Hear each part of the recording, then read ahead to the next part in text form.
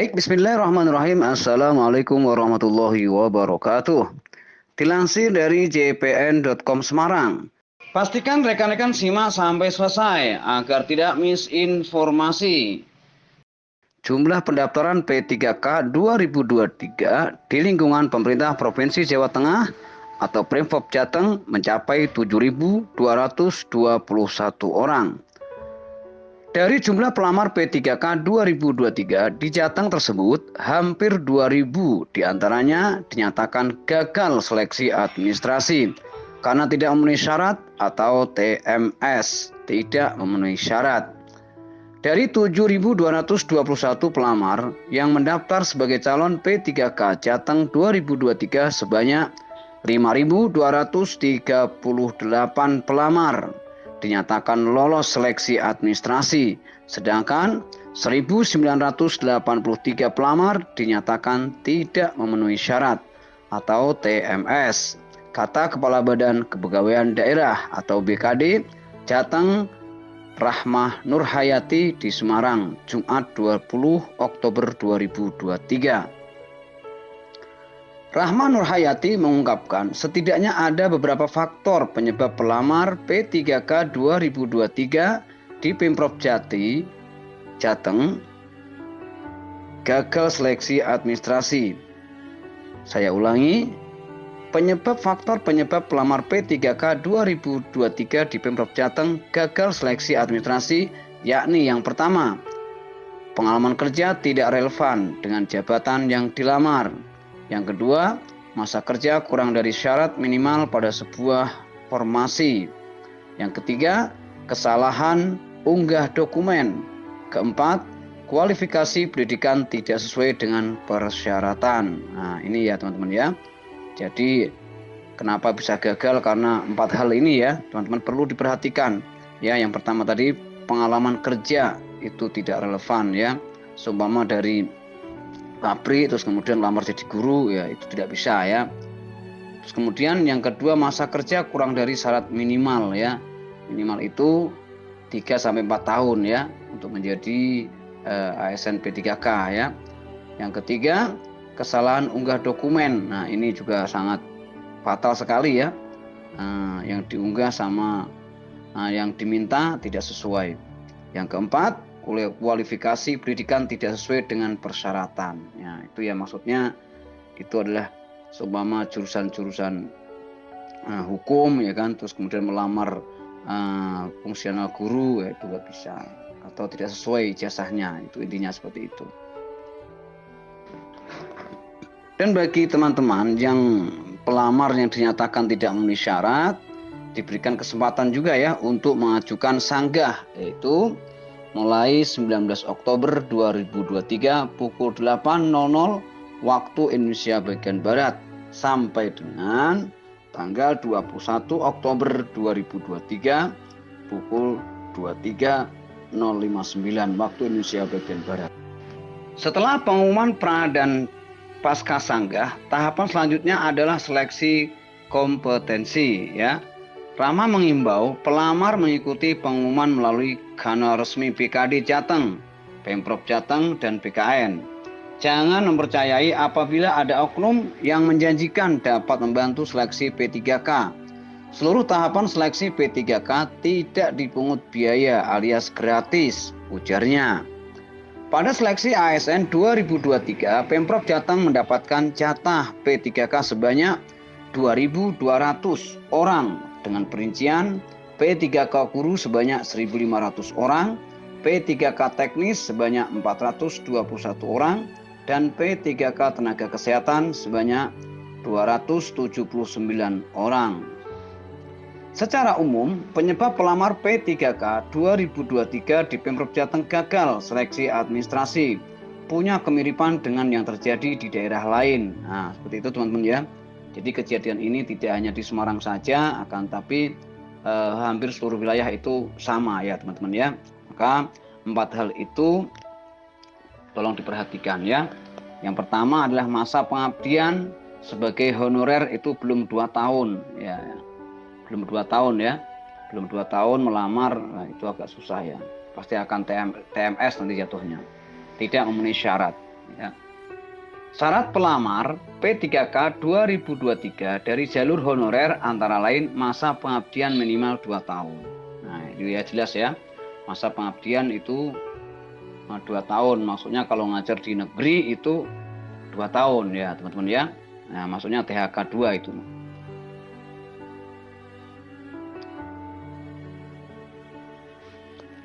Ya, kasus ini terjadi di Kabupaten Kapuas Hulu, Kalimantan Barat ya.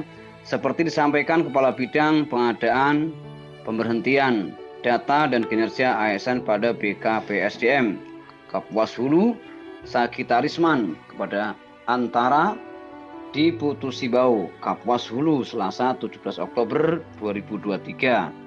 Rata-rata pelamar P3K 2023 yang tidak lolos seleksi administrasi itu dikarenakan syarat masa pengalaman kerja belum cukup.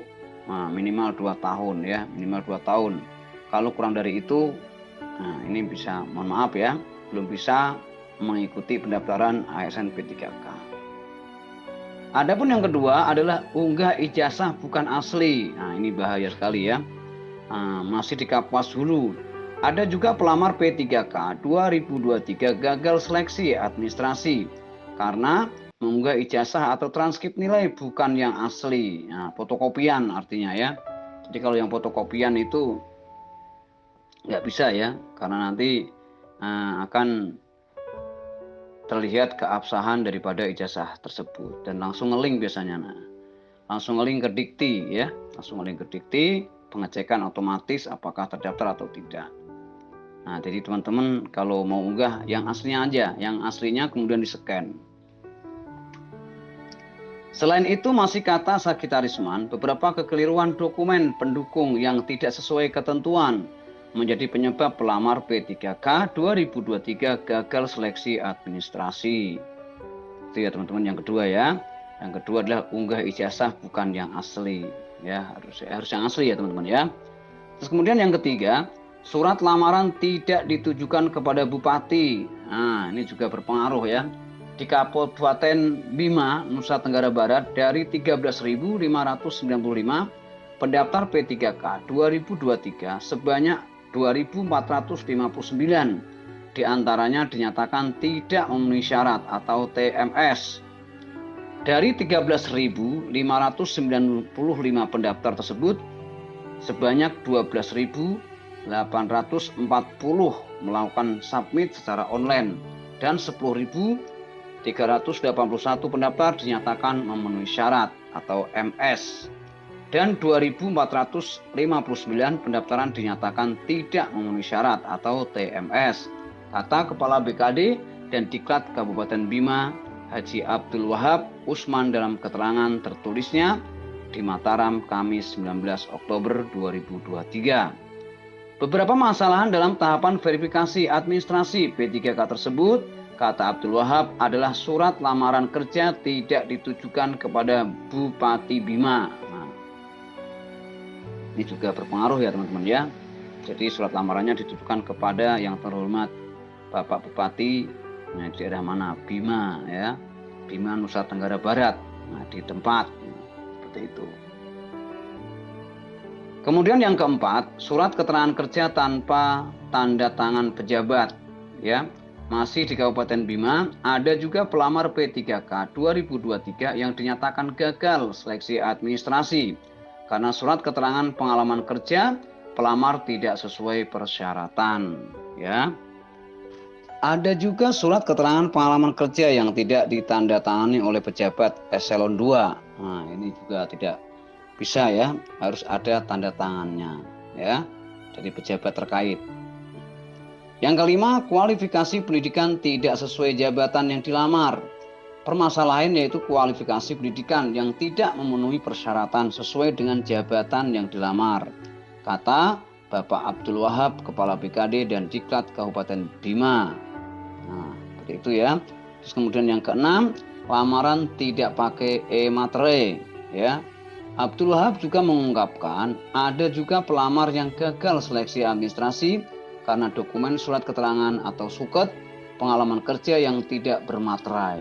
Nah, selain itu, dokumen surat pernyataan 5 poin dan surat lamaran tidak memakai e-materai katanya. Nah, ini sebenarnya gampang ya teman-teman ya.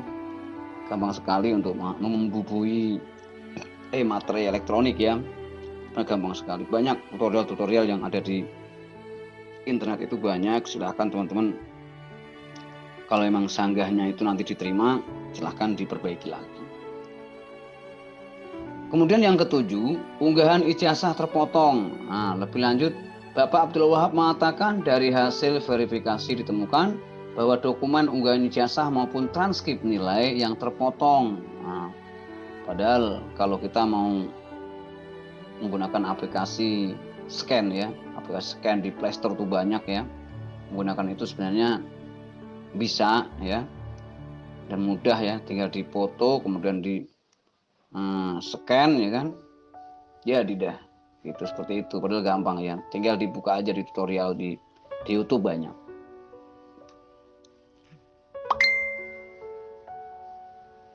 Dan peserta mengunggah transkrip nilai fotokopi yang dilegalisir, bukan yang asli. Ya, ini ya.